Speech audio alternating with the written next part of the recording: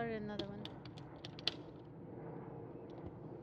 All right, so we're just finishing this up, cutting the tip of this off,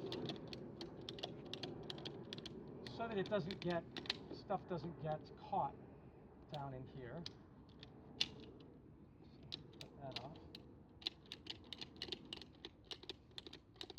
Okay, so that's a little bit too narrow, so we cut off the tip of it, and then it's easier to get food waste in. But what's unique is I've put a 1/2-inch bulkhead fitting and then put the 1/2-inch pipe in for the gas, because the gas is going to be somewhere down underneath these threads. And it turns out that's a really good location for it, about, you know, a couple of centimeters above the white stripe. And you can see it's overfilled here, so when I drop this down like so, it actually seals.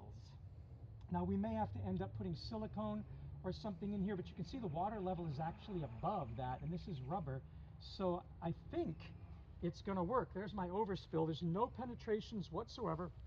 I'm not using the lid anymore, so I don't have to worry about lid fitting. I'm not using the big gulp dust hood. I don't have any of those issues. I'm just going right in here. This is the moment of truth when we test this, so let's pour this in. And I'm getting the overspill over on this side.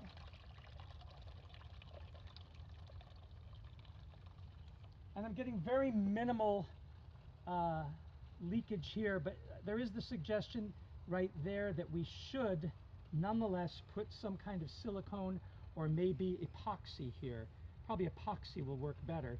But so far, it's obviously the food waste is going down into the tank. It's going down below the water line. When the gas comes up, that bulkhead fitting will let the gas come up. This is totally experimental, but I think we've got a possibility here, because this way, unlike yesterday's demonstration when we were using this hose and we were sealing the tank with the lid, and in yesterday's experiment, what we were doing, for those of you who may not have seen that video, is we had this contraption, we had this contraption where it was a batch mechanism where we fed the tank like this, and then after we fed it, we took this off, and then we put this on with the valve on it, and we let it sit. And then we showed last night that when you open the valve, if you put water back in this way, it will put the flame out that way.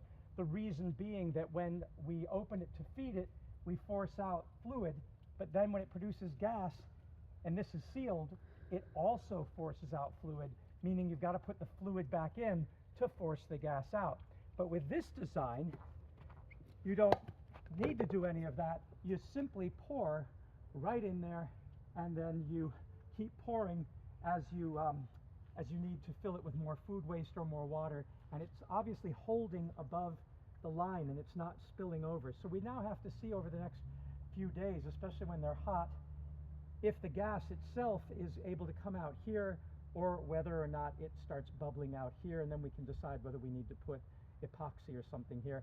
Also, it's probably better to have this valve always open and this connected to the biogas bag so that it doesn't build up pressure that could leak here. It will just simply go out to the bag, and then maybe we don't need to silicone this. But it's really exciting for me to now have taken what we did in Amsterdam, Morocco, and then we replicated in the Akrish Jewish Cemetery and Tree Nursery with the High Atlas Foundation, then in Pau, France with Alex Hirth, and then we did another one in Marne at the Ray's Ecology course with Christian Taylor, all using traffic cones as funnels, but in those cases always doing the traditional Solar Cities thing of drilling a 4-inch hole, a 5-inch hole for a 4-inch uniseal here for the 4-inch pipe to feed it, and then drilling a 3-inch hole for a 2-inch uniseal for the 2-inch pipe for the effluent to go out, and then using that bulkhead fitting in the cap to get the gas out.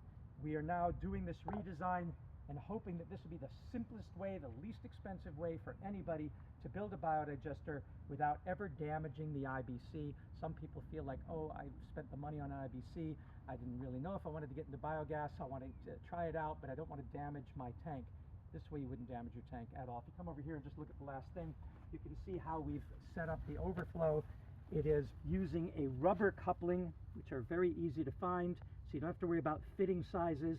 You get the rubber coupling going on to a reducer from 2-inch to 1/2 inch and an elbow, and then you come up to about where the water line is going to be, and then you get your passive overspill.